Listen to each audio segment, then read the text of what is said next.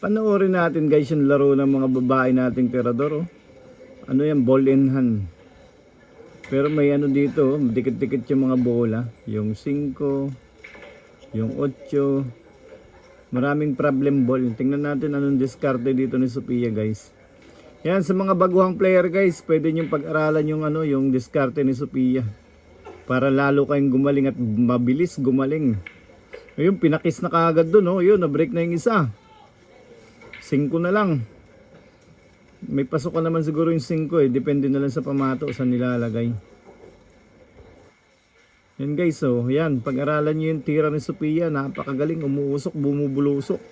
Wala pang inaantay nyo dyan. Tayaan nyo na yung lolo't lolo nyo nang dumami. Grabe naman yun. Yung pasukan na yan. Sinukat eh.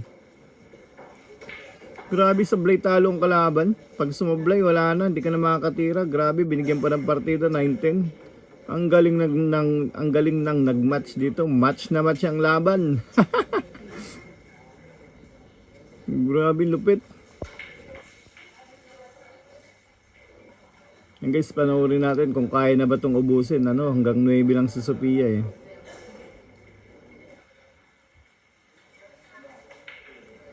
Grabe naman yun.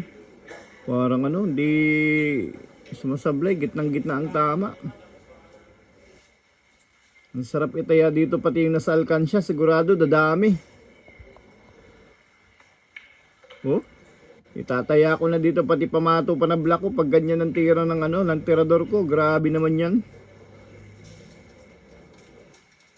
Kondisyon na kondisyon ang tira ni Sophia. Lupit. Oh, gravity, ang tindi. Last ball na kasi may partida. Kahit parehas to guys, match na match yung laban nito sa tingin ko. Boom, game ball na. Tambak na 9-4.